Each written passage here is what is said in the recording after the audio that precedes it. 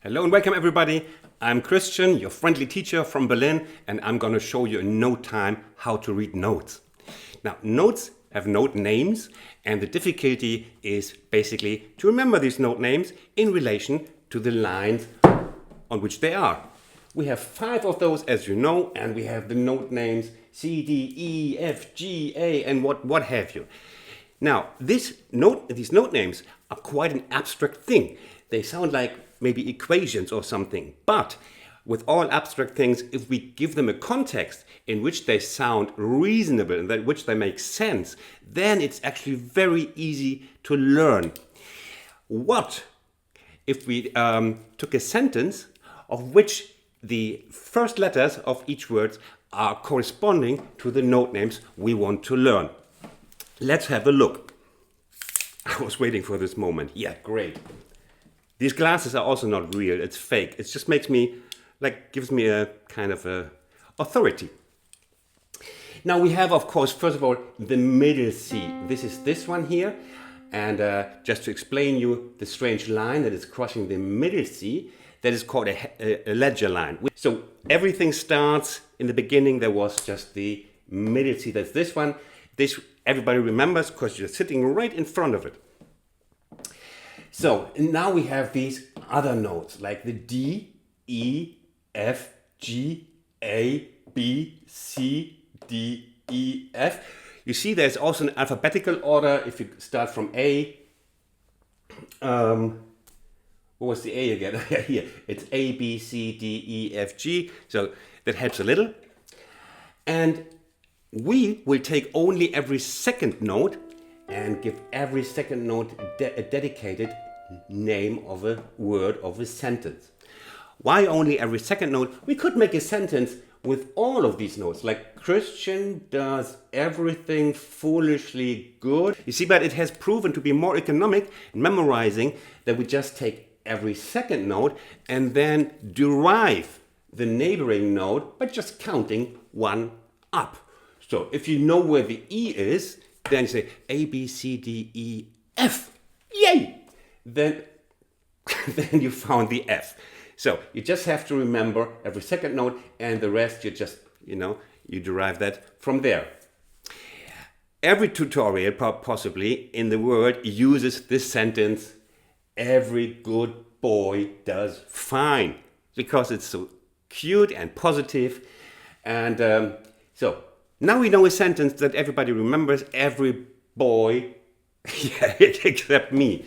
Every good boy does fine. And we have already the notes of the name of the notes on the lines.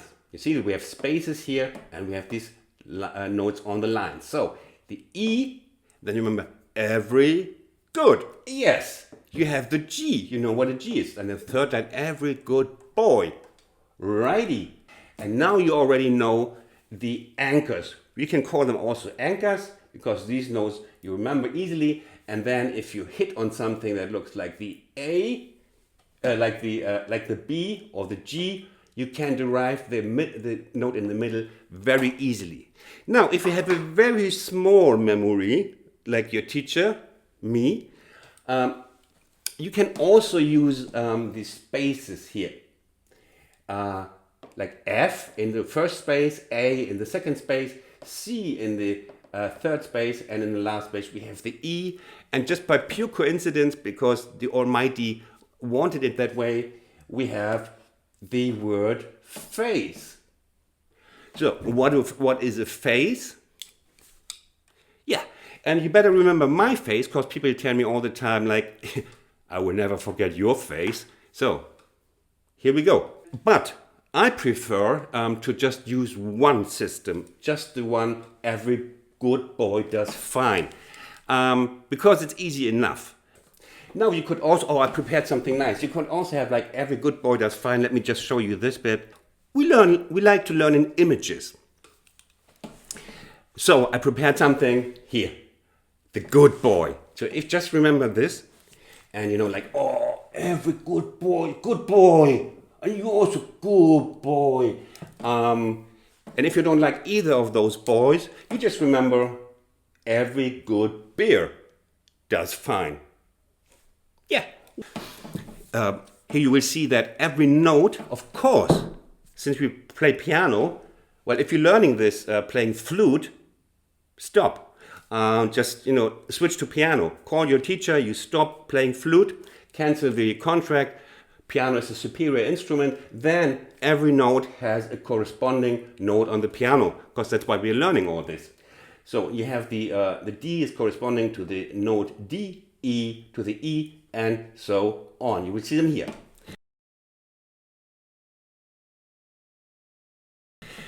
Already I can tell you there are little thingies that change the name of a note. They are called sharps and flats. Now what do they do? If you take the C, like here, and you want to play this, but this note is meant, then you will see a C with the sharp before or after, and this raises the note by a half tone step. Same goes for flat. Now it's not the same, it's actually the opposite. If you have a flat in front of a note like the D gets a flat, you see if a D flat somewhere, then it meant that it's lowered by half a tone step. Basically, so this key can have two names, C sharp or D flat. Like I mentioned that in my last blues piano tutorial also, and found that quite funny. Some call me Christian and some call me moron. Two names for one person, two names for one key. So now you know the sharp and the flat already. If you see a sharp here, goes up half a tone step, or flat goes down, and the note names change to C sharp or D flat. Quick interruption before I forget. If you want to learn more piano bread and butter stuff like how to use the sustain pedal or how to count or hand independence, I will leave a couple of my tutorials in the description box. Check them out. Also, there are many of these how to read music tutorials already on YouTube. So if you enjoyed the way I did it, it would help me a great deal if you leave a like, helps my channel to grow, and this video not to drown in the ocean of YouTube. Let's go on. Thank you. So now it's just a very small jump to the bass clef here. And same principle. Let me just enjoy this one more time. Oh, okay, broken. Morning has broken and this thing has broken. Okay. We have down here, where's the camera? There. We have the G, the A, the B, the C, and the D, the E, and the F, and the G, and the A, and the B, and the middle C, which is the same note with which we started in the beginning in the treble clef. Now, we do the same, so it's not the same, unfortunately, it's not the same letters on the same lines, so we have to remember another sentence. What about we take a dog? That's creative here. Now, this is, of course, again, one of those sentences that are popular to learn this. So you have on the lower lines the G, which is the great. We have the B, which is the big. We have the D, which is the dogs. We have the F, which is the fight. We have the... No, yeah. Huh? Yeah, no, sorry, I was a little bit out for a second. We have the A, which is animals. So we have the great big dogs fight animals. Again, if you insist, you can have something for the spaces in between. All cows smoke grass. That's German humor, get used to it on my channel. So all cows eat grass. Again, for the spaces, A, C, E, and G.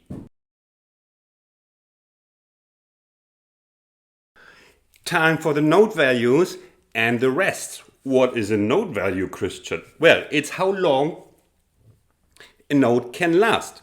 Because It will be another video, but it's like when we count, it's the relative time, relative to duration from one note relative to another note. So we have the so-called tennis balls. Can I maybe make the tennis ball a bit bigger? Yeah. So, is that okay for you? Yeah, I think so. Tennis balls are the whole notes. They last for a whole bar. So if a bar has 4/4, and then the whole note lasts for the whole bar, meaning it lasts for 4 notes. You keep the finger on the key or on the flute. You keep the finger for 4/4 on the key. 1 and 2 and 3 and 4. So that's the whole note. I have a great example for a whole note. Here. This is a whole note. Girls used to play with whole notes in the first half of the 19th century and even before the 19th century. Very popular, these whole notes. Again, German humor. But let me have a little bit of fun as well. Okay. The rest, meaning the same, but you don't touch anything here. That's actually very often that's harder for the student than touching anything and like keep the fingers pressed on something. That's maybe with the same with girls. And what of course you have to count the same, like same time, but students don't do that. They just play this and then they wait until the teacher says, "Stop it!"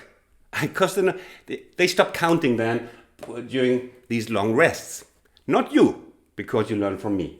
Then we have the half note. You guess it. It's half of the whole note.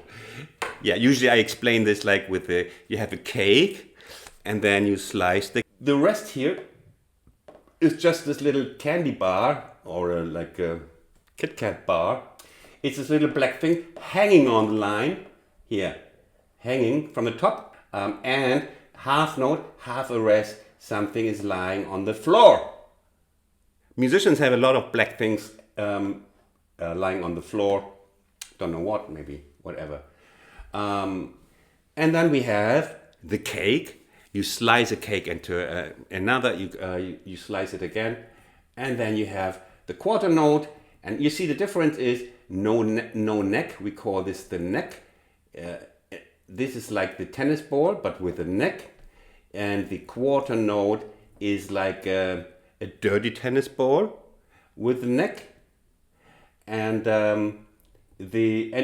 yes, and this is like the quarter rest. And we have the eighth note, which is, imagine a cake and you cut it in 3 pieces. So basically, 2 of them fit in one of those. 4 of them fit in one of those, like in one bar. Also the rest accordingly. Then how many of those fit in the cake? Of course, 4 fit in the one bar and 8/8 are one whole. And then you have this little neck with a little bit of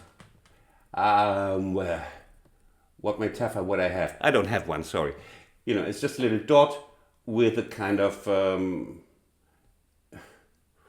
whatever. You see it.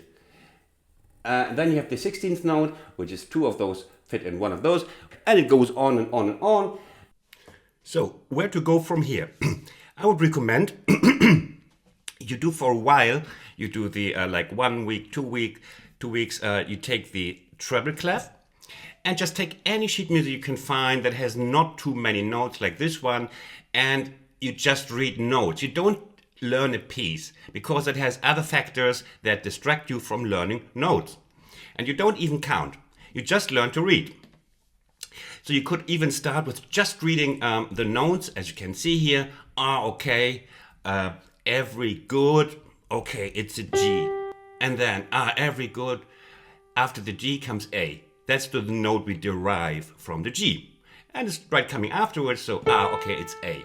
Then if you have 2 notes on top of each other, you just start with the lower note, every. It's an E. Thanks very much. I hope I could make everything clear at the right tempo for everybody. Bye from Berlin.